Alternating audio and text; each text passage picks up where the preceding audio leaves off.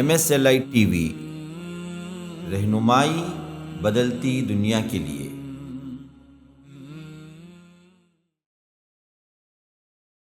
ان الحمد للہ نحمده ونستعینه ونستغفره ونؤمن به ونتوکل علیہ ونعوذ باللہ من شرور انفسنا ومن سیئات اعمالنا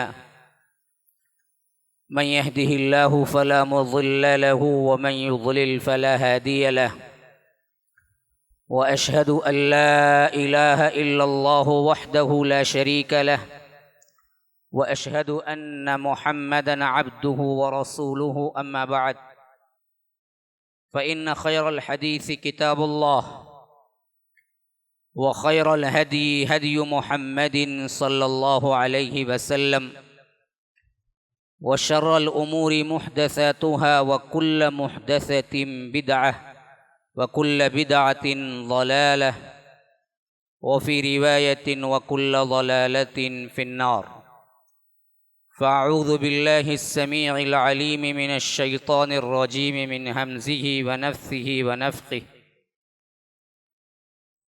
لقد جاءكم رسول من أنفسكم عزيز عليه ما عنتم حريص عليكم بالمؤمنين رؤوف رحيم اللهم أرنا الحق حقا وارزقنا اتباعه وأرنا الباطل باطلا وارزقنا اجتنابه اللهم علمنا ما ينفعنا وانفعنا بما علمتنا وارزقنا علما رب اشرح لي صدري ويسر لي أمري واحلل عقدة من لساني يفقه قولي۔ اس اللہ کے نام سے ابتدا جس کے ناموں کی کوئی انتہا ہی نہیں۔ وَلَوْ أَنَّ مَا فِي الْأَرْضِ مِنْ شَجَرَةٍ أَقْلَامٌ وَالْبَحْرُ يَمُدُّهُ مِنْ بَعْدِهِ سَبْعَةُ أَبْحُرٍ مَا نَفِدَتْ كَلِمَاتُ اللَّهِ۔ اس ذات اقدس پر کروڑوں درود و سلام ہوں جو تمام جہانوں کے لیے رحمت للعالمین بن کے آئے تھے۔ اللہم صلی علی محمد وعلی آل محمد كما صليت على إبراهيم وعلى آل إبراهيم إنك حميد مجيد وبارك على محمد وعلى آل محمد كما باركت على إبراهيم وعلى آل إبراهيم إنك حميد مجيد۔ برادران اسلام، واجب الاحترام بزرگوں، دوستوں، عزیز ساتھیوں، اللہ تبارک و تعالی نے اس دین کی اساس اور بنیاد دو اہم ترین چیزوں پر رکھی۔ ایک اللہ تبارک و تعالی کی کتاب، ایک جناب محمد الرسول اللہ صلی اللہ علیہ وسلم کی سنت اور طریقہ۔ اصل اسلام کی بیس، بنیاد انہی دو چیزوں پر ہے۔ اگر ان دو چیزوں کو مضبوطی سے پکڑ لیں تو یاد رکھیے آج ہماری جتنی کچھ پریشانیاں ہیں، جو کچھ مصائب و آلام ہیں، جو ذلتیں ہیں، جو ہمارے اوپر اللہ تبارک و تعالیٰ کا ایک طرح کا غضب کہہ لیجئے، جس میں تقریباً 100 سال سے گرفتار ہیں۔ امت مسلمہ عمومی طور پر خلافت عباسیہ کے زوال اور عثمانیہ کے عروج کے بعد سے ہی اس کا ایک زوال شروع ہوا، لیکن خصوصیت سے سب سے زیادہ مار اور مصائب و آلام اور ذلت کی زندگی، مصیبتیں تو کبھی بھی آ سکتی ہیں اور وہ سہ لے سکتے ہیں، اصل مسئلہ ہے ذلت کی مار۔ جو کچھ ہمارے دنیا کے اندر جو مقام اور جو مرتبہ رب نے ہمیں دیا تھا، جس کو ہم نے کھویا، اور یوں سمجھیے کہ جس طرح سیلاب آتا ہے تو اس وقت کوڑا کرکٹ کی کوئی اہمیت نہیں ہوتی، کچرے کی کوئی اہمیت نہیں ہوتی، ذرات کی کوئی اہمیت نہیں ہوتی، سیلاب بہا لے جاتا ہے، بعینہ اس طرح ہم بھی کفر اور ظلمات کے جو سیلاب اٹھے اس کے بعد، ان سیلاب میں ہماری حیثیت ذروں کی طرح تھی، کچرے کی طرح تھی، کوڑا کرکٹ کی طرح تھی، اور یہ سلسلہ تقریباً 90-100 سال سے جاری و ساری ہے، اور دور دور تک اس کے کچھ اور نشانیاں نظر نہیں آتی ہیں کہ پھر ہمارا وہ وقت کب آئے گا جو رب العالمین نے اصل میں رکھا، جو خلافت راشدہ میں ہم نے دیکھا، جو آگے چل کر خلافت بنو امیہ میں نظر آیا، جس کا وعدہ رب العالمین نے ہم سے کیا، جس کے وعدے پر رب العالمین ابھی بھی قائم ہے۔ وعد اللہ الذین آمنوا منکم وعملوا الصالحات لَيَسْتَخْلِفَنَّهُمْ فِي الْأَرْضِ كَمَا اسْتَخْلَفَ الَّذِينَ مِن قَبْلِهِمْ۔ اللہ تبارک و تعالی وعدہ کر رہا ہے تم سے، خاص طور پر تم میں سے، منکم وعملوا الصالحات، ایمان والوں اور نیک عمل کرنے والوں سے، لَيَسْتَخْلِفَنَّهُمْ فِي الْأَرْضِ كَمَا اسْتَخْلَفَ الَّذِينَ مِن قَبْلِهِمْ، ہم ضرور تمہیں خلافت دیں گے زمین کے اندر جیسے ہم نے اس سے پہلے لوگوں کو دیا تھا۔ لَيَسْتَخْلِفَنَّهُمْ، ضرور بھی ضرور، لام بھی تاکید کا، نون بھی تشدید کا، دو طرح کی تاکیدیں آئی ہیں ساتھ میں۔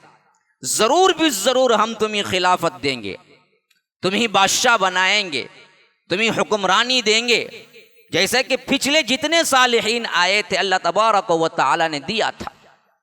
لیکن یہ چیز بالکل بھی ہم گنوا چکے ہیں، یہ احساس بھی جاتا رہا کہ کبھی ہم نے کیا ہے اس دنیا کے اندر خلافت قائم کی تھی، اور اس دنیا کے اندر ہمارا مقام سب سے اونچا تھا، یہ بھی بھول گئے۔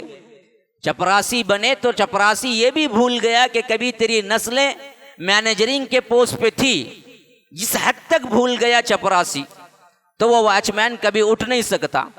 جس کی نسلوں نے کیا ہے جہاں بانی کی ہو، جس کی نسلوں نے کیا ہے مینیجرنگ پوسٹ پہ رہی ہو، لیکن آگے چل کر انہی کی نسلیں واچ مینی کر رہی ہیں، اور وہ واچ مین بھول بھی گیا ہے، چپراسی بھول بھی گیا ہے کہ کبھی اس کی نسلیں کیا ہیں اسی کمپنی کی سب سے اعلیٰ عہدوں پر تھی۔ یہی حال ہمارا ہے۔ وجہ اس کی یہ ہے کہ ہم نے وہ اساس چھوڑ دی جو اس اساس پر جناب محمد الرسول اللہ صلی اللہ علیہ وسلم نے اس امت کو چھوڑا اور تاکید کی۔ انہی دنوں کا واقعہ ہے نا جی، ابھی ہم نے عید الاضحیٰ منائی ہے، اور اللہ کے رسول صلی اللہ علیہ وسلم حجۃ الوداع کے موقع پر قربانی کے دن بھی خطبات دیے، اور اس سے پہلے عرفے کے دن بھی خطبات دیے۔ میں اسی مناسبت سے سوچا کہ اب میں لے جاؤں آپ کو اسی حیثیت سے آگے، جیسے اللہ کے رسول صلی اللہ علیہ وسلم نے ان خطبات میں ہمیں اشارے دیے تھے۔ اللہ کے رسول صلی اللہ علیہ وسلم کل زندگی میں ایک ہی حج کیا، ایک ہی حج کیا، اور وہ حج تھا 10 ہجری کا حج جو حجۃ الوداع کہلاتا ہے، اور یہی وہ حجۃ الوداع ہے جس کے اندر تمام مسلمان ہر کونے سے اللہ کے رسول صلی اللہ علیہ وسلم کے ساتھ جڑے، جس میں روایتوں کے مطابق 1,24,000 سے 1,40,000 تک صحابہ آئے تھے۔ میں سمجھتا ہوں کہ پھر اللہ کے رسول صلی اللہ علیہ وسلم کی زندگی مبارکہ میں کبھی اتنا بڑا مجمع جمع نہیں ہوا۔ یہ آخری دور تھا جس میں اللہ کے رسول صلی اللہ علیہ وسلم اور صحابہ جمع ہوئے، نہ اس سے پہلے کبھی ملتا ہے نہ اس کے بعد، کیونکہ اس کے بعد تو اللہ کے رسول صلی اللہ علیہ وسلم اگر آپ پورے کیلنڈر کے حساب سے بھی گنتی کر لیں، ذی الحج کے ان تاریخوں میں ملاقات کی، 8 9 10 11 12 13 ختم حج، پھر اس کے بعد روانگی ہے، پھر روانہ ہو کے جب آئے مدینہ پہنچے، ذی الحج تو 12واں مہینہ ہے، پھر اس کے بعد 11 ہجری شروع ہوتا ہے، یہ 10 کا آخری مہینہ تھا جس میں اللہ کے رسول صلی اللہ علیہ وسلم نے خطاب کیا، اور 11 ہجری کا پہلا مہینہ محرم، دوسرا مہینہ صفر، تیسرا مہینہ ربیع الاول کی 12 تاریخ کو اللہ کے رسول صلی اللہ علیہ وسلم کی وفات ہو گئی۔ 3 ہی مہینے بچے تھے جب یہ حج کر رہے تھے، اور پوری 23 سالہ عرصے کی محنت اللہ تبارک و تعالی نے آنکھوں کے سامنے کر دی جناب محمد الرسول اللہ صلی اللہ علیہ وسلم کی۔ 23 سال کی محنت، جہاں سے ایک بندہ اٹھا تھا، ایک ہی اکیلا اپنے خاندان کو جمع کیا تھا۔ پیچھے جاؤ، دیکھو تاریخ پڑھو، ٹھیک 10 ہجری سے پیچھے جاؤ، 13 سال مکی دور کے، 10 سال مدنی دور کے، پیچھے جاؤ 23 سال پیچھے۔ اس وقت کیا تھا؟ جناب محمد الرسول اللہ صلی اللہ علیہ وسلم اکیلے تنے تنہا۔ پھر آگے بڑھے، اپنے خاندان کو جمع کیا، اعلان کیا ایک اللہ کو مانو، مجھے رسول مانو۔ یہی اللہ کی کتاب اور سنت رسول آج بھی ہے، وہی پہلا پیغام بھی تھی۔ لوگوں نے استہزاء کی، لوگوں نے مذاق اڑایا، لوگوں نے طعنہ تشنیع کی، لوگوں نے کیا تانے دیے۔ ایک بچہ تو اٹھا تھا نا، حضرت علی رضی اللہ عنہ۔ عورتوں میں ایک خدیجۃ الکبریٰ آئی تھی نا، جوانوں میں یوں کہہ لیجئے کہ آزاد مردوں میں ایک صدیق اکبر آئے تھے نا، غلاموں میں ایک زید بن حارثہ آئے تھے نا۔ یہ 4 لوگوں کا قافلہ ایک نبی، خدیجۃ الکبریٰ، حضرت علی، زید بن حارثہ، ابو بکر صدیق رضی اللہ عنہم۔ پھر اللہ کے رسول، کون کہہ سکتا تھا کہ 13 سال کے عرصے میں بہت بڑا انقلاب مکہ اور مدینے کے اندر آنے والا ہے۔ پھر اس کے بعد اللہ کے رسول صلی اللہ علیہ وسلم مدینہ جا کے 10 سال نہیں ہوا، پوری دنیا کا انقلاب ہو گیا، انٹرنیشنل انقلاب۔ اس سے پہلے نہ کبھی اتنا بڑا ریولیوشن آیا تھا، نہ اس کے بعد کبھی تصور میں ہو سکتا ہے۔ تاریخ دان حیران ہیں، مؤرخین حیران ہیں کہ ایک شخصیت 23 سال کے اندر اتنا بڑا انقلاب برپا کیسے کی، ایسا کیوں ہوا؟ اسی واسطے مائیکل ہارٹ نے جب دنیا کے سب سے عظیم ترین افراد جو کہ اپنے بعد دنیا کے اندر اپنا اثر چھوڑ گئے، ہاں اس کے 2 پوائنٹ تھے، وہ 2 پوائنٹ پر لوگوں کو جمع کیا، پوری تاریخ کھنگال ڈالی۔ حضرت آدم سے لے کر اس زمانے کا انسان تھا نا، 1920 میں اس کا سب سے بڑا اجرا ہوا تھا، دی 100 کے نام سے کتاب، دنیا کے 100 بڑے آدمی، اور اس میں اس نے جمع کیا تو اس کے 2 کاسٹ تھے۔ وہ خالی جمع اس پر نہیں کیا کہ دنیا کا بڑا انسان کون ہے، بلکہ وہ 2 نتائج پر جمع کیا کتاب کو۔ ایک تو یہ تھا کہ دنیا کا سب سے بڑا انسان کون، دوسرا یہ کہ دنیا میں جو کام اس نے کیا، اس کام کے کرنے کے بعد جو لوگ تھے دنیا میں، ان دنیا والوں پر اثر کتنا گہرا چھوڑا، کس حد تک چھوڑا۔ یاد رکھیے، اس کا سب سے اہم ترین پوائنٹ یہ تھا کہ جس نے کام کیا اس کام کا اثر دیر پا کتنا رہا، اور اس میں وہ خود عیسائی ہوتے ہوئے حضرت عیسیٰ کو 3 نمبر دیا اور جناب محمد الرسول اللہ صلی اللہ علیہ وسلم کو پہلا نمبر دیا۔ ہاں مجبور ہو گیا تھا کہ اتنا بڑا کام 23 سال کی مدت میں اور اتنا گہرا اثر کسی نے نہیں چھوڑا۔ 1400 سال بعد بھی آج جنبش جنبش، حرکت حرکت، خواہ وہ زندگی کا ہر پہلو ہو، اللہ کے رسول صلی اللہ علیہ وسلم کا محفوظ ہے، جو نہ کسی نبی کا ہے، نہ کسی ولی کا ہے، نہ کوئی دنیا کے کسی لیڈر کا محفوظ ہے۔ یہ اللہ کے رسول صلی اللہ علیہ وسلم کی یہ زندگی تھی جس پر اللہ تبارک و تعالی نے مہر لگا دی، یہی اصل ہے تمہارے لیے۔ اسی لیے اللہ کے رسول صلی اللہ علیہ وسلم نے جب یہ اجتماع جمع ہوا 1,24,000 کا، بار بار تاکیدن جو فرمایا تو وہ کیا فرمایا؟ کہا کہ لوگوں دیکھو، ترکت فیکم امرین، 2 چیزیں ہیں جو چھوڑے جا رہا ہوں، 2 بنیادی چیزیں تم ہمیشہ رکھ لو، لن تضلوا بعدی ما تمسکتم بہما، تم گمراہ نہیں ہوگے میرے بعد ہرگز بھی اگر تم اس کو تھامے رہو گے، کتاب اللہ، اللہ کی کتاب کو، اور سنتی، میری سنت کو۔ ان 2 چیزوں کو مضبوطی سے پکڑ لو۔ کہاں دے رہے ہیں خطبہ؟ ہاں وہ یاد رکھیے، اس سے پہلے نہ اتنا بڑا اجتماع جمع ہوا، نہ اس کے بعد اجتماع جمع ہونے کی کوئی کیا ہے امید ہے۔ وہاں دے رہے ہیں، بار بار دے رہے ہیں۔ یاد رکھیے یہ خطبہ نہیں ہوا تھا، یہ عرفات میں کئی مقامات پہ الگ دیے، پھر دوسرا دن عید الاضحیٰ کا تھا، مینا میں کئی مقامات پر الگ الگ دیے، اور بار بار اس کی تاکید کی، بار بار اشارتاً کہا کہ لوگوں دیکھو سیکھنا ہے تو مجھ سے سیکھ لو، مجھے امید ہے کہ اگلے سال میں تم سے نہیں ملوں گا، یہ میرا آخری حج ہے اور پہلا حج ہے، لوگوں وقت کم ہے، آنے والے پوچھنے والے پوچھ لو، آنے والے سیکھنے والوں سیکھ لو۔ بار بار اعلان ہوتا رہا، بار بار اشارتاً اللہ کے رسول صلی اللہ علیہ وسلم بتاتے رہے کہ یہ میرا آخری حج ہے اور یہ آخری میری ملاقات ہے، اور آخری وقت میں آخری ملاقات میں یہ آخری وصیت اور نصیحت ہے کہ مضبوطی سے پکڑنا ہے تو اللہ کی کتاب کو پکڑو، میری سنت کو پکڑو، پھر دنیا کی کوئی طاقت تم سے ٹکرانے کے بعد باقی نہ رہے گی، تم ہی دراصل عروج ہوگا، تم ہی اللہ تبارک و تعالی اونچا رکھے گا، تم ہی کامیاب رہو گے، اگر شرط وہی جو میں نے آپ کو بتایا تھا کہ اللہ کی کتاب پھر میری سنت، اس کو مضبوطی سے پکڑ لینا۔ یاد رکھیے اللہ کے رسول صلی اللہ علیہ وسلم پھر وہاں سے واپس آئے مدینہ منورہ، بہت کم عرصہ تھا، 2-3 مہینے کے عرصے میں اللہ کے رسول صلی اللہ علیہ وسلم الوداعی الفاظ ہی کہتے رہے۔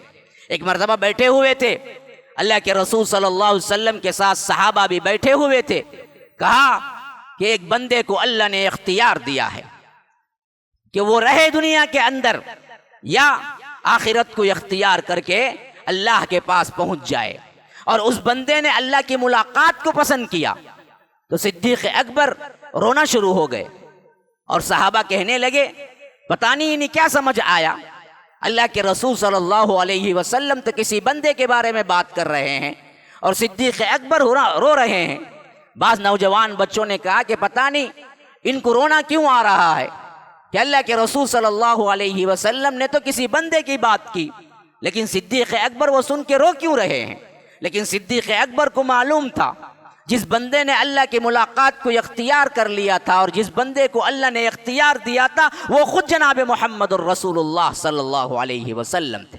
سب سے زیادہ فہم، سب سے زیادہ اللہ کے رسول صلی اللہ علیہ وسلم کی بات کو سمجھنے والے، سب سے زیادہ اللہ کے رسول صلی اللہ علیہ وسلم کے مزاج کو سمجھنے والے، سب سے زیادہ ایماندار صدیق اکبر تھے، جو اسی وقت پہچان لیا کہ اللہ کے رسول صلی اللہ علیہ وسلم یہاں جس کاز کے لیے آئے تھے وہ کاز مکمل ہو چکا، حجۃ الوداع ہو چکا، مکہ فتح ہو چکا 8 ہجری میں، اب انقلاب جتنا مکمل ہونا تھا نبی کی زندگی میں وہ ہو چکا، اب وقت قریب آ رہا ہے جہاں جناب محمد الرسول اللہ صلی اللہ علیہ وسلم اللہ کی ملاقات کے لیے جانے والے ہیں، پھر اس کے بعد وہ کیفیتیں وہ سب کچھ آ کر رہیں گی جو قیامت تک اس امت کے لیے نافذ ہو کر رہ گئی۔ رات کا ایک موقع تھا، اللہ کے رسول صلی اللہ علیہ وسلم اٹھے، اپنے غلام کو ساتھ لیا اور ساتھ لے کے کہا کہ اللہ نے حکم دیا ہے کہ مجھے جنت البقیع میں جا کر میں ان کے لیے دعا کروں، میرے ساتھ آؤ۔ وہ کہتے ہیں اللہ کے رسول ابن اسحاق کی روایت ہے، اللہ کے رسول صلی اللہ علیہ وسلم کے ساتھ پہنچے اور اللہ کے رسول صلی اللہ علیہ وسلم وہاں کے جو لوگ تھے جو دفن ہو چکے تھے ان کے لیے دعائیں کی، پھر اس کے بعد واپس پلٹے تو ہاتھ میں ہاتھ تھا، اللہ کے رسول صلی اللہ علیہ وسلم نے ہاتھ پکڑ کے کہا موہبہ، ان غلام کا نام تھا موہبہ، کہا کہ اللہ تبارک و تعالی نے مجھے اختیار دیا ہے کہ چاہے تو میں پوری زندگی دنیا کے آخری لمحے تک دنیا میں رہوں اور تمام خزانوں کو اللہ تبارک و تعالی میرے انڈر میں کر لے، پھر اس کے بعد قیامت قائم ہو جائے تو میں سیدھے جنت چلے جاؤں، اور دوسرا اختیار یہ دیا ہے کہ اللہ تبارک و تعالی کے ملاقات کے لیے تیار ہو جاؤں اور رب کی ملاقات کے لیے پہنچ جاؤں، تو میں نے رب کی ملاقات کو پسند کیا۔ موہبہ رو پڑے، کہا کہ اللہ کے رسول صلی اللہ علیہ وسلم آپ دوسرا آپشن کیوں نہیں قبول کر لیے؟ آپ یہ کیوں نہیں قبول کر لیا کہ آپ ہمیشہ اس دنیا میں رہیں اور تمام زر و جواہرات، تمام خزانے دنیا کے آپ کے ہاتھ میں رہیں، پھر اس کے بعد قیامت قائم ہونے پر آپ جنت چلے جائیں، یہ آپشن آپ نے کیوں ٹھکرا دیا اور سیدھے رب العالمین سے ملاقات کے لیے آپ نے کیوں قبول کر لیا؟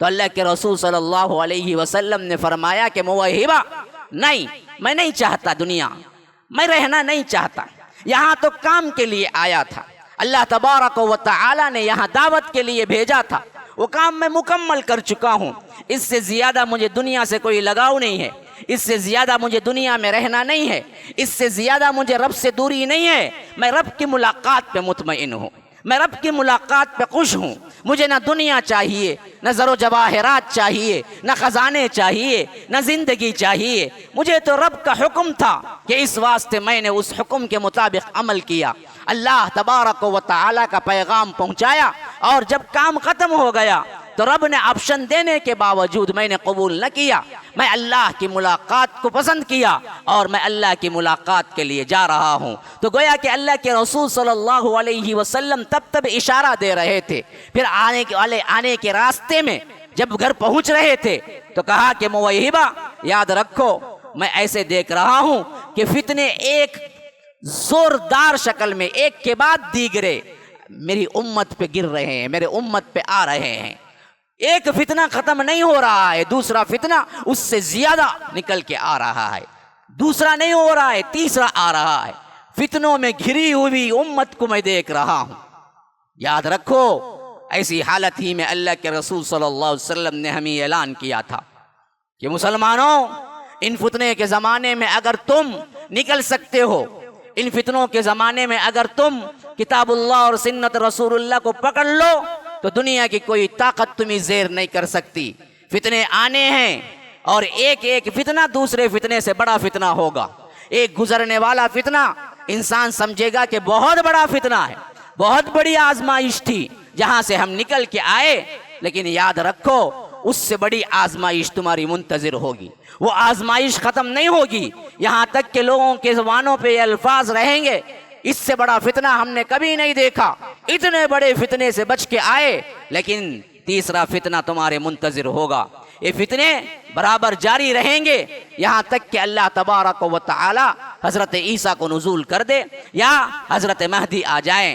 تو یہ جو انقلابات دیکھ رہے ہیں، یہ جو یہاں کے اندر عجیب عجیب اسلام دشمنی کی کیفیتیں دیکھ رہے ہیں، ظلمات دیکھ رہے ہیں، ہر طرف ہنگامہ آرائی دیکھ رہے ہیں، اس کی سب خبریں محمد الرسول اللہ صلی اللہ علیہ وسلم نے اس امت کو دی، اور اس کا تدارک کیسے ہو، اس کی ریمیڈی کیا ہے، اس کا علاج کیا ہے، اس کی دوا کیا ہے، اس کے بارے میں بھی اللہ کے رسول صلی اللہ علیہ وسلم نے ہمیں بتایا کہ اصل چیز کتاب اللہ، سنت رسول اللہ، ان دونوں کو پکڑو، ان دونوں پر عمل کرو، ان دونوں کو مضبوطی سے تھامے رہو، پھر تمہارا کچھ نہیں بگاڑ سکتا کوئی فتنہ، پھر تمہارا کوئی معاملہ کیا نہیں ہو سکتا، دنیا داروں کے ہاتھوں میں ہونے کے باوجود برباد تمہیں نہیں کر سکتے۔ تو یاد رکھیے، اللہ تبارک و تعالی کے اس کتاب کو جاننا ہم پر فریضہ بنتا ہے، جناب محمد الرسول اللہ صلی اللہ علیہ وسلم کی سیرت مبارکہ کو جاننا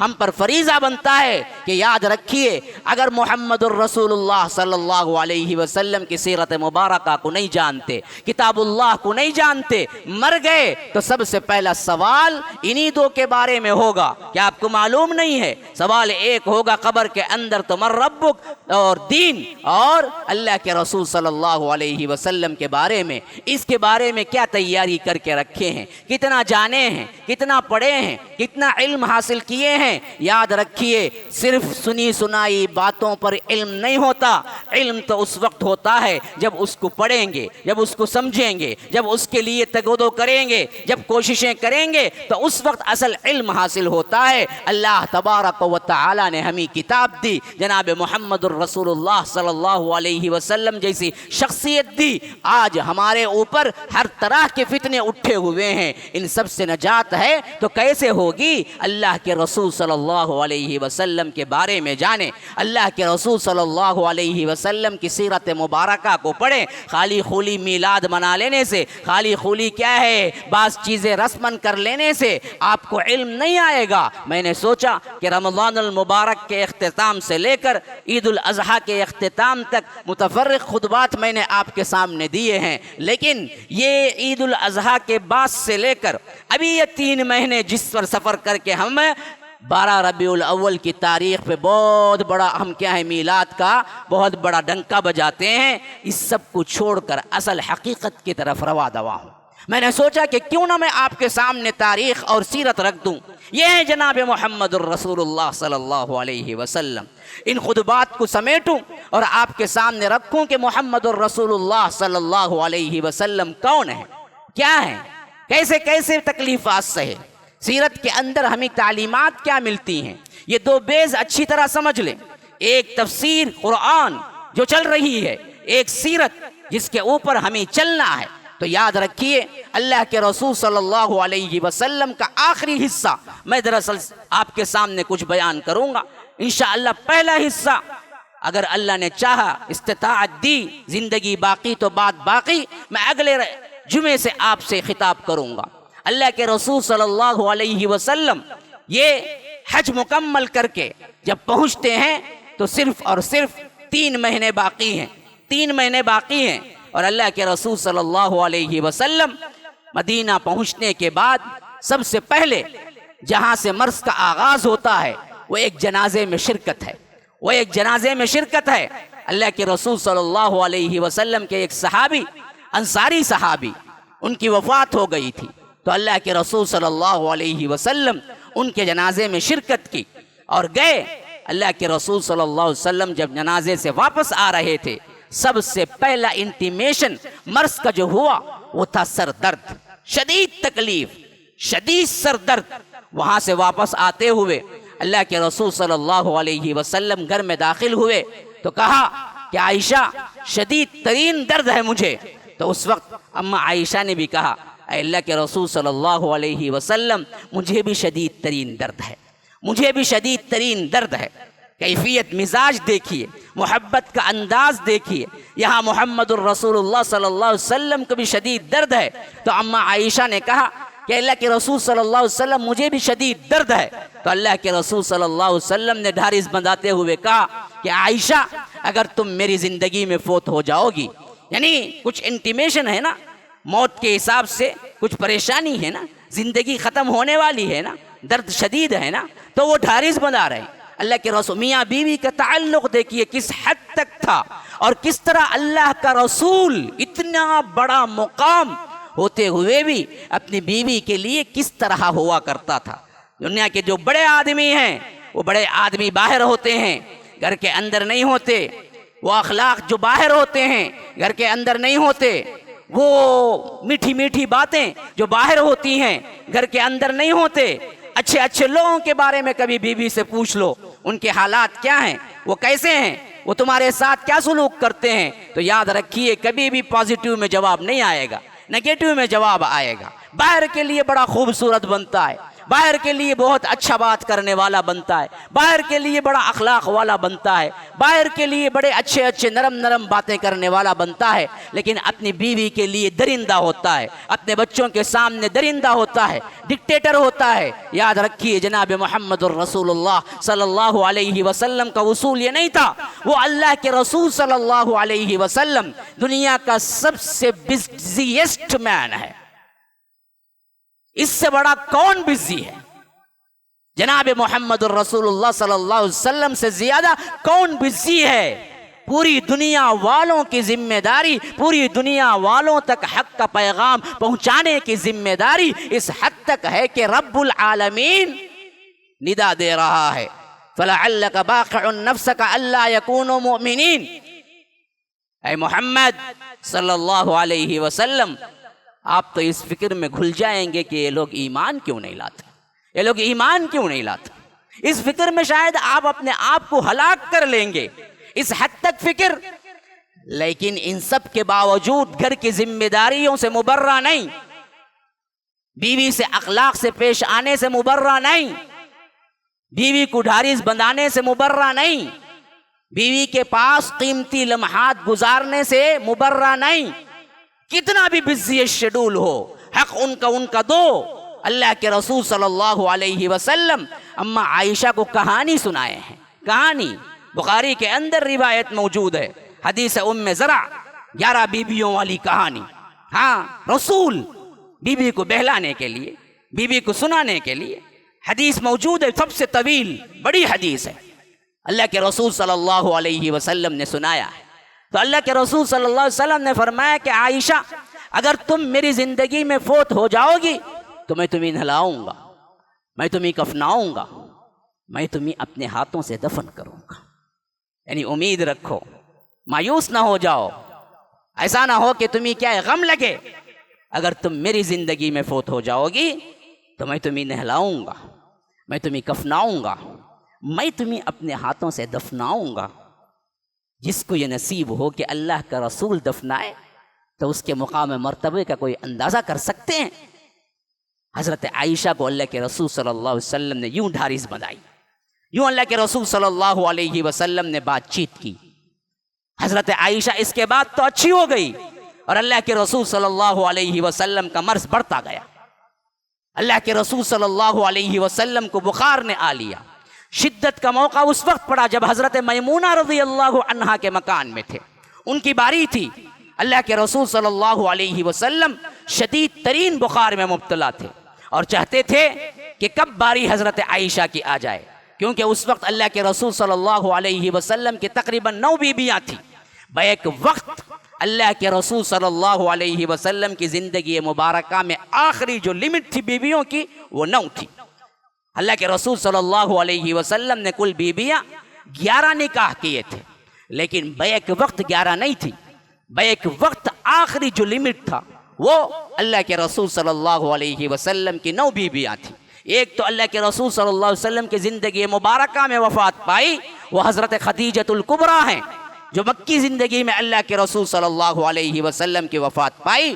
ایک دوسری مدنی زندگی میں ایک بی بی ہیں جو زینب بنت خزیمہ ہے، صرف 3 مہینے نکاح میں رہی اور وفات پا گئی۔ ان 2 وفات یافتہ ان 2 بیویوں کو چھوڑ دیجئے تو 11 بیویوں میں سے 9 بیویاں تھی جو اللہ کے رسول صلی اللہ علیہ وسلم کے نکاح میں تھی جب اللہ کے رسول صلی اللہ علیہ وسلم وفات پائے۔ تو ان 9 بیویوں کے ایک ایک دن مقرر تھے، اور ہر دن ایک ایک باری کے اعتبار سے ہر دن ایک ایک بیوی کے پاس گزارتے تھے، تو ہر بیوی کو 90 دن ایک دن ملتا، 90 باری میں ایک دن ملتا جس میں اللہ کے رسول صلی اللہ علیہ وسلم کی وہ خدمت کرتی۔ اس طرح باری باری اللہ کے رسول صلی اللہ علیہ وسلم ہر ایک بیوی کے گھر میں دیتے۔ یہ بھی یاد رہے، عوام مغالطے میں نہ پڑ جائیں کہ نبی نے 9 بیویاں ایک ساتھ رکھی اور ہم بھی رکھ سکتے ہیں، نہ، نعوذ باللہ، یہ صرف نبی کی خاصیت تھی، اللہ تبارک و تعالی نے نبی کو عطا کیا تھا، یہ عوام کے لیے نہیں تھا، یہ مسلمانوں کے لیے نہیں ہے، ہمارے لیے صرف اور صرف بیک وقت 4 بیویاں رکھنے کا حکم ہے، بس اس کے علاوہ اس کے اوپر اگر کیا تو حرام ہے، زنا ہے۔ 4 بیویوں کی حد بندی ہم لوگوں کے لیے اللہ تبارک و تعالی نے رکھا جائز کے حد میں، ورنہ تو ایک پہ کافی ہے، زندگی گزار سکتا ہے، تو اس پر کوئی مضائقہ نہیں۔ بعض لوگ غلط مہم چلاتے ہیں، 4 بیویوں کی مہم، ارے 4 کرو 4، دیکھیے 4 کرنے کی مہم چلانے کا کہیں نہیں ملتا ہے کوئی ثبوت۔ 4 رکھتا ہے تو رکھے، ایک پہ زندگی گزارتا ہے تو گزارے، جائز حدود ہیں، اس کے لیے 4 کی حد بندی، لیکن 4 سے زیادہ نہیں۔ لیکن اللہ کے رسول صلی اللہ علیہ وسلم کے لیے اللہ نے خاص عطا کیا تھا اور صاف فرما دیا احزاب کے اندر، خالصۃ لک من دون المؤمنین، یہ مومنین کے لیے نہیں ہے، یہ صرف آپ کے لیے ہے۔ آپ کے لیے صرف یہی ایک نہیں تھا، بلکہ دوسرا حکم بھی تھا جو ہم سب کے لیے نہیں ہے۔ وہ حکم یہ تھا، کوئی سوچے کہ نبی کے لیے کیسے جائز، نبی کے لیے تو یہ چیزیں، یہ بدبخت ترین خیالات ہیں۔ یہ تنقیدی ذہنیت ہے جو آج ہمارے اندر بھی مستشرقین کی طرف سے آتی ہے۔ اصل میں بات یہ نہیں ہے، بات یہ ہے کہ جہاں اللہ نے 4 سے زائد رکھنے کی اجازت نبی کو دی، وہیں پر اللہ نے یہ بھی کہہ دیا کہ جو بیویاں اب تمہاری ہیں ان کو تم بدل نہیں سکتے، طلاق دے نہیں سکتے۔ جو اصول ہم کو نہیں ہے، جو اصول ہم کو نہیں ہے۔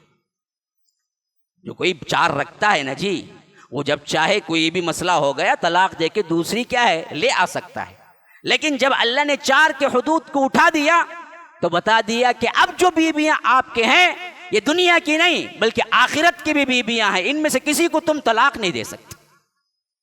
یہ اصول بھی تھا اللہ کے رسول صلی اللہ علیہ وسلم کو۔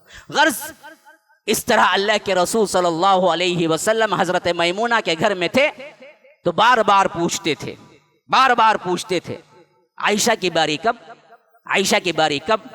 اس سے اندازہ لگا لیا کہ اللہ کے رسول صلی اللہ علیہ وسلم اما عائشہ کے گھر میں رہنا چاہتے ہیں، تو اللہ کے رسول صلی اللہ علیہ وسلم کے پاس خوب بیویاں جمع ہو کے کہی، اللہ کے رسول اگر آپ کا منشا عائشہ کی باری کی طرف ہے اور چاہتے ہیں کہ آپ وہاں پر رہیں، دوسری روایتوں کے مطابق خود اللہ کے رسول صلی اللہ علیہ وسلم نے جمع کر کے فرمایا اگر تمہیں اعتراض نہ ہو تو میں ان ایام میں چاہتا ہوں کہ عائشہ کے گھر میں رہوں رضی اللہ عنہ۔ انصاف کا تقاضا دیکھو، یا رب اس نبی کے امتی ہو کہ بے انصافی کرتے ہو، شرم نہیں آتی؟ ایسا نبی جس کو پورا اختیار ہے، چاہے تو حکم دے کہ حضرت عائشہ کے حجرے میں رہ سکتے ہیں، اور بیویاں اتنی چاہتی ہیں کہ کبھی سرمو انحراف نہیں کر سکتی۔ ایک تو شوہر ہیں، دوسرے رسول ہیں جن کا انکار ایمان سے خارج کر دے گا، لیکن انصاف کا تقاضا دیکھو، تمام بیویوں کو جمع کر کے پوچھ رہے ہیں تم اجازت دو، تم راضی ہو تو میں عائشہ کے حجرے میں جاتا ہوں، تم اجازت دیتی ہو؟ جہاں تقاضے کی ضرورت نہیں ہے۔ کبھی ہم نے پوچھا اپنی بیویوں سے کبھی کسی کام کو کرتے ہوئے؟ یہی تو اصل مسائل ہیں ہمارے گھروں کے۔ آج ہمارے گھروں کے اندر زندگی جو معاشرتی اور ازدواجی زندگی کا بگاڑ کیوں ہو رہا ہے؟ یہی واسطے تو کیوں سکون گھر میں نہیں مل رہا ہے بندے کو؟ ہاں، یہ لاک ڈاؤن میں 4 مہینے 5 مہینے رہ کے انسان تو کیا ہے پاگل ہو گیا ہے کہ کب بھاگوں، حالانکہ الٹا خوش ہونا چاہیے کہ موقع اچھا ملا اس کو، ہاں، لیکن نہیں، پریشان ہو کے پاگل بن کے باہر بھاگ رہا ہے۔ ارے ٹارچر بھائی بیوی کا، بچوں کا، کیا کروں، کیسے باہر نکلوں، کچھ نہ کچھ تو ہو جائے۔ یہ سب کی حالت ہے۔ دیکھیے سب مسکرا رہے ہیں، سب نے کیا ہے شاید ماشاءاللہ سے۔ آخر یہ ماحول ملتا کیوں نہیں ہے؟ حالانکہ بیسٹ ماحول ہے۔ ہاں، وہ شادی کے نئے دن میں تو انسان جھوٹ بول کے بھی دوستوں سے بھاگ کے جا کے کیا ہے پہلے پہل گھر میں قدم رکھتا ہے۔ 7 بجے اس کی رات شروع ہو جاتی ہے، پھر اس کے بعد رات کے 1 بجے بھی اس کی رات شروع نہیں ہوتی، بیکار سڑکوں پہ بیٹھ کے کیا سگریٹیں پھونکتا ہے، کیسے جاؤں بیوی کے پہلے بیوی بول کے بھاگتا ہے، جب تک لو کرتا ہے نا، لو لہان ہوتا ہے لو کر کے، تب تک بیوی بول کے کرتا ہے، جب صحیح بیوی بن جاتی ہے نا تب بھاگنا شروع کرتا ہے، کیوں کیا۔ ہاں، محبوبہ بیوی نہیں بن سکتی، بیوی محبوبہ نہیں بن سکتی۔ عجیب فلسفہ ہے ہمارا۔ بھائی محبت تو اسی سے کرو جو بیوی بن کے آ گئی ہے، اس سے نہ کرو جو بیوی بننے والی ہے۔ اصل محبت تو اس کو دو نا جی۔ تو انصاف کے تقاضوں کو کبھی نہ بھولو۔ یہی اصل کیا ہے زندگی گزارنے کا بہترین نمونہ ہے، راز ہے۔ اللہ کے رسول صلی اللہ علیہ وسلم نے پوچھا، امہات المومنین آگے بڑھ کے آئی، کہا کہ اللہ کے رسول آپ کی رضا، آپ کی مرضی، ہماری مرضی۔ اما عائشہ رضی اللہ عنہ کے حجرے میں آپ رہتے ہیں تو ہم سب کے سب رضامند ہیں۔ اور اللہ کے رسول صلی اللہ علیہ وسلم حضرت عائشہ کے حجرے میں آ گئی۔ اللہ کے رسول صلی اللہ علیہ وسلم ان ایام میں جب مرض کی شدت بڑھ جاتی تو کبھی کبھی نصیحت کے لیے اللہ کے رسول صلی اللہ علیہ وسلم باہر نکل کے آتا، بڑی مشکل کے ساتھ۔ ایک مرتبہ فرمایا کہ مجھے لے چلو، ایک طرف حضرت عباس کھڑے ہوئے، ایک طرف حضرت علی کھڑے ہوئے، اور ان کے سہارے کندھوں پر اپنے ہاتھوں کو رکھا، حتیٰ کہ اتنی کمزوری تھی کہ پاؤں زمین پہ نہیں ٹک رہے تھے، بلکہ روایتوں میں آتا ہے کہ گھسیٹتے ہوئے آئے، پاؤں زمین پر گھسیٹتے ہوئے آئے، چلنا بھی مشکل ہو رہا تھا۔ اور اللہ کے رسول صلی اللہ علیہ وسلم مسجد کے اندر آئے، بیٹھے، نماز پڑھائی، پھر اس کے بعد ایک خطبہ دیا جس میں رونگٹے کھڑے کر دیے۔ اللہ کے رسول صلی اللہ علیہ وسلم کے صحابہ زار و قطار رونے لگے، کیونکہ تمام اشارات اللہ کے رسول صلی اللہ علیہ وسلم اس دنیا سے جانے کے اشارات تھے۔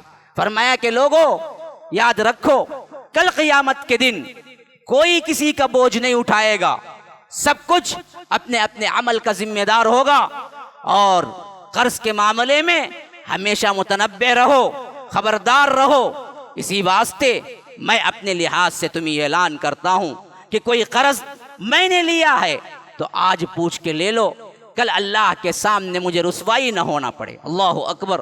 قرض کا معاملہ کتنا اہم ترین معاملہ ہے۔ دیکھو، اللہ کے رسول صلی اللہ علیہ وسلم کہہ رہے ہیں کہ اگر مجھ پر قرض ہے، میں کسی کا قرض دار ہوں، تو آج پوچھ کے لے لو، کل اللہ تبارک و تعالیٰ کے سامنے شرمندگی نہ اٹھانا پڑے، اور میرے سے کسی نے لیا ہے تو وہ مجھے واپس کرے۔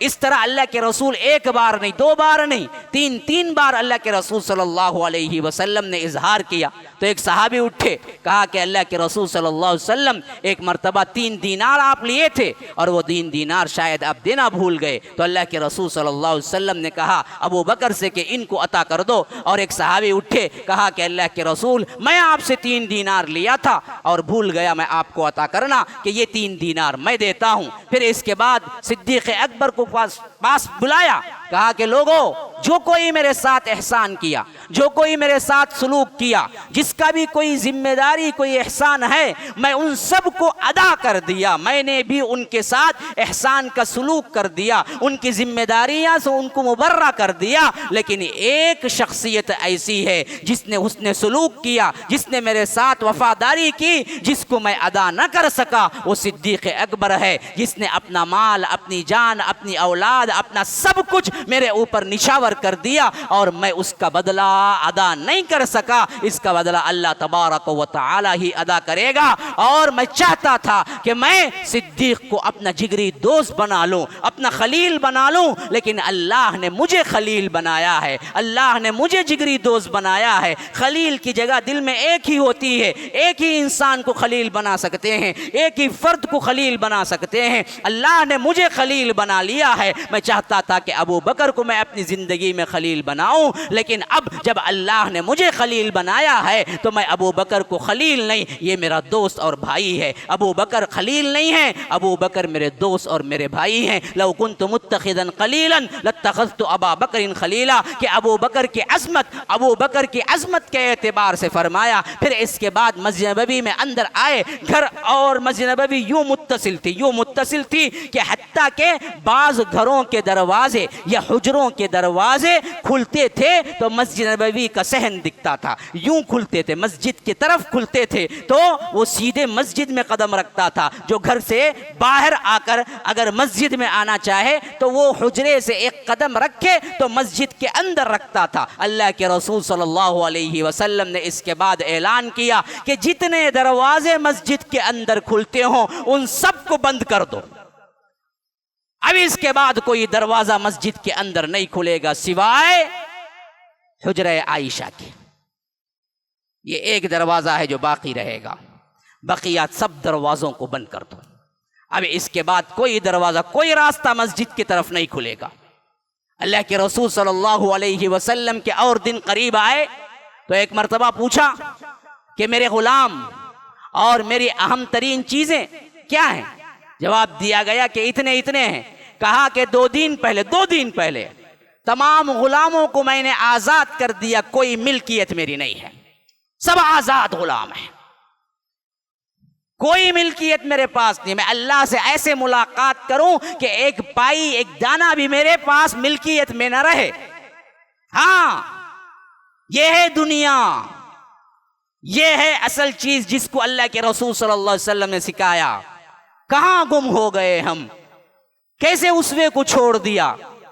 خالی خولی باتیں اور چند رسومات نہیں ہے دین، یہ سب کا سب سنت، یہ سب کا سب تمہارے لیے آئیڈیل، یہ سب کا سب نمونہ اللہ کے رسول صلی اللہ علیہ وسلم آخری دنوں میں سب کو آزاد کر دیا. سب پیسہ جو کچھ بھی پہلے ہی رہتا نہیں تھا لیکن جو تھا وہ سب صدقہ کر دیا, وہ سب کا سب صدقہ کر دیا. حتیٰ کہ اما عائشہ کی بخاری کے اندر روایت رضی اللہ عنہا کہتی ہیں کہ جب اللہ کے رسول صلی اللہ علیہ وسلم کی وفات ہوئی تو گھر کے اندر جو کھانا, جو گندم, جو گیہوں کے دانے تھے وہ بھی اللہ کے رسول کی زرہ رکھ کے ایک یہودی کے ہاں گروی تھی جس کے عوض وہ کھانا ہمارے گھر میں موجود تھا. عائشہ رضی اللہ عنہا کی روایت بخاری کی. ہاں, ایک یہودی کے ہاں گرہ رکھی ہوئی ہے, زرہ گروی رکھ کے اللہ کے رسول صلی اللہ علیہ وسلم کے گھر میں اس وقت جو دانے تھے, جو کچھ کھانا تھا, وہ کھانا گروی رکھ کے اللہ کے رسول صلی اللہ علیہ وسلم نے لیا تھا. یہ تھا فقر کا معاملہ, یہ سا اس دنیا سے بے رغبتی کا معاملہ. کہاں ہم لگ گئے ہیں کیا کیا سمیٹنے جمیٹنے کے لیے. یہ زندگی کیا ہے اور ہم کس زندگی کے ایام میں گزار رہے ہیں, کن خوابوں میں خیالوں میں گزار رہے ہیں. موت کے پنجے جو گاڑ چکی ہے, ان مریضوں کو بھی کبھی خیال نہیں آتا کہ میرے پاس صرف 4 دن باقی ہیں, 3 دن باقی ہیں, اب تو کچھ کر کے جاؤں. نہ جاتے. کیوں اتنے سخت دل ہو چکے ہیں ہمارے؟ کیوں آخرت کی تیاری کا خیال نہیں آتا ہے؟ میں نے اپنی آنکھوں سے دیکھا ہے کئیوں کو جن کو ڈاکٹر ٹائم دے چکے, اب تمہاری زندگی 4 دن کی ہے, 2 مہینے کی ہے, 3. ان دنوں میں بھی وہ لوگ کیا ہے, وہی طرح دنیا میں مگن, اسی طرح دنیا میں مگن. تھوڑا سا بھی آخرت کا خوف نہیں آتا, تھوڑا سا بھی بدلتا نہیں بندہ. بالکل آخری نہج پہ پاؤں لٹکائے خبر میں ہے لیکن روز اٹھتا ہے شیونگ کرتا ہے. ارے اب کیا؟ میں نے ایک واقعہ پڑھا, تھرا کے نام نہیں کہہ سکتا ورنہ تو کیا ہے میرے اوپر کئی چیزیں وارد ہو جائیں گی. ایک بہت بڑے لیڈر کو, دنیا کے بہت بڑے لیڈر, مسلم لیڈر کو پھانسی دی گئی. اگر نام کی تلاش ہے تو آپ یوٹیوب یا گوگل میں سرچ کر لیجئے, نام نہیں میں کہہ سکتا. پھانسی کا آخری وقت تھا, صبح سویرے پھانسی تھی تو آخری خواہش پوچھی گئی. 4 بجے اس کی خواہش پوچھی گئی, 6 بجے پھانسی پہ چڑھنا تھا تو اس نے کہا کہ مجھے شیونگ بلیڈ دو. اس نے کہا کہ مجھے شیونگ بلیڈ دو. کہا کہ کیوں؟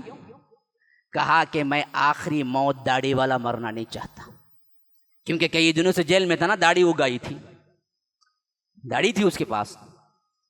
تو وہ کہا کہ میں داڑھی والا مرنا نہیں چاہتا, میری آخری خواہش ہے کہ شیونگ بلیڈ دو, میں شیونگ کر کے مرنا چاہتا ہوں. یہ مسلمان لیڈر کی بات ہے ابھی کا, یہ حالتیں ہیں ہماری.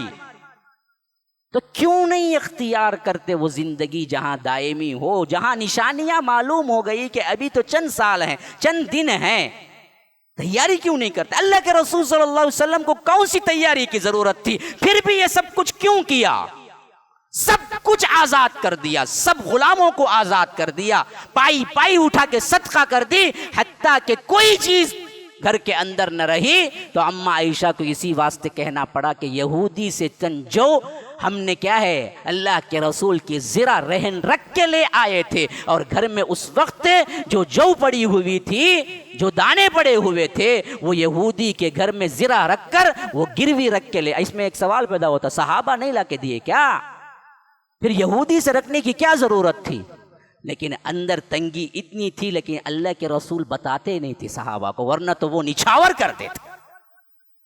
خودداری کا یہ عالم ہوتا تھا کہ صحابہ اگر معلوم ہوتا تو موٹے کے موٹے اتار دیتے, لیکن وہ خودداری کا عالم یہ ہوتا اللہ کے رسول صلی اللہ علیہ وسلم چھپا کے منگائے تھے, اور ایک یہودی کے ہاں زرہ گروی رکھ کے کھانا آیا تھا. ھذا وباللہ التوفیق, صلی اللہ وسلم علی نبینا محمد. اسأل اللہ لی ولکم ولسائر المسلمین من کل ذنب فاستغفروہ انہ هو الغفور الرحیم.